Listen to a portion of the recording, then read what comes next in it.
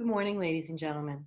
If you haven't already done your reading lesson and your independent reading lesson in EPIC with Creature Campers, you really need to go back and do that first before you start writing. After all, you really can't write about reading if you haven't done your reading. So please stop now and go back and do the reading. If you have done the reading lessons, then we're going to continue with opinion writing today. And as usual, I'm going to share my screen with you. So hold on a second. I do that. Here we go. Okay, so today for our opinion writing, our focus is going to be keeping your audience in mind. Will your letter inspire others to read your book? I want you to picture your audience and write with that person in mind.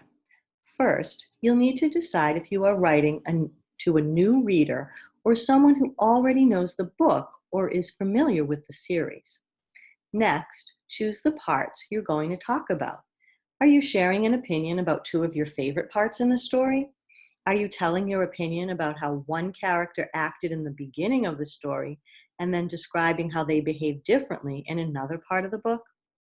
You might even try sharing your opinion about how the character responded to a problem they were having. Did they handle the situation well or poorly?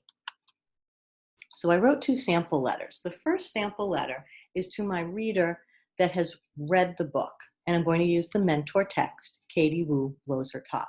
So for this one, I was actually picturing Mrs. Shea because I know she's read this particular book, and I know she's read a bunch of Katie Woo books as well.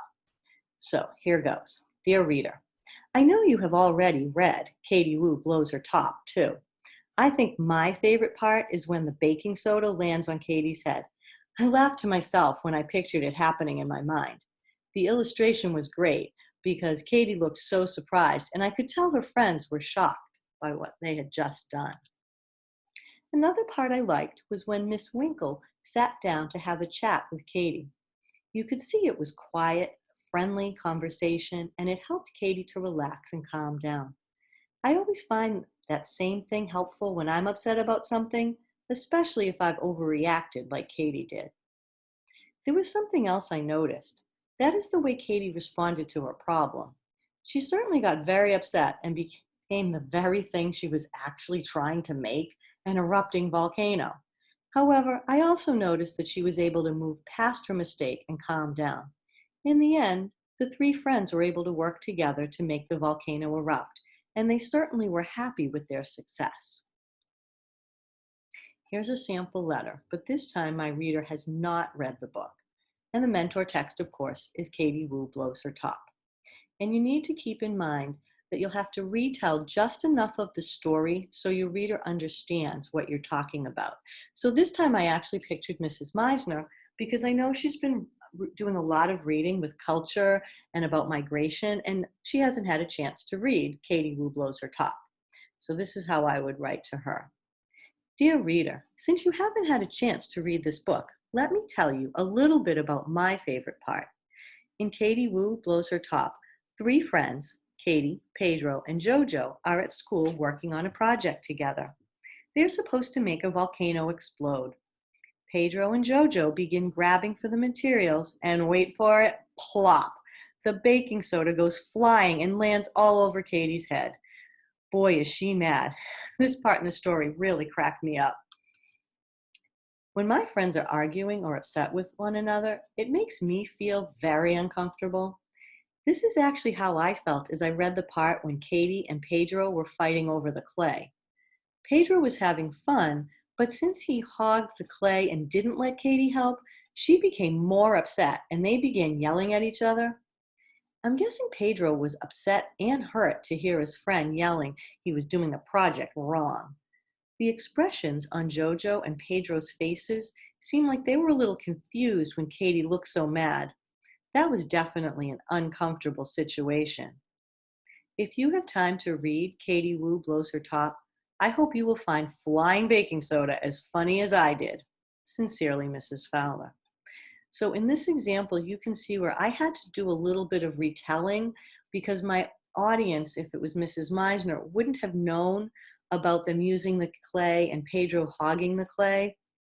So you have to explain just a little bit. But one thing I did remember to do, and that was not give away the ending.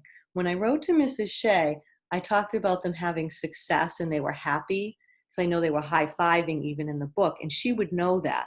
But you never want to give away the ending of the story. Let the reader figure that out on their own. You don't want to get them mad at you. Now it's your turn. Today, you will write a letter sharing an opinion about a character. It can be the character you wrote about yesterday if you notice something different about them. Maybe the way they reacted, solved a problem, or how they changed. Your letter could also be an opinion about an event in the story. It doesn't have to be a favorite part. It may be something that made you stop and think or wonder. It could be something you have a strong feeling about or reaction to. So, what I'd like you to do is turn and talk to a stuffed animal or someone that has a free moment at home. It's always better to talk it out loud. So, if there's nobody available, you could even talk to yourself out loud. It really helps you organize your thinking. So, talk out the plan for your letter. What more will you say in your letter now that you were thinking about your audience? Remember, you can write as if you're talking right to that person, but please use the friendly letter format. So you can write like I was writing either to Mrs. Shea, who knew the story, or Mrs. Meisner, who didn't know the story. What you're going to use is Creature Campers, Book One, Secrets at Shadow Lake. And that, of course, is found on Epic, and I really hope you already got a chance to read that today. But you can always go back and look at it a second or third time if it helps you as you're figuring out what you're going to be writing about. So take your time, plan out your story, make sure you kind of talk it out with somebody, and then you can start your friendly letter about Creature Campers today. Have fun.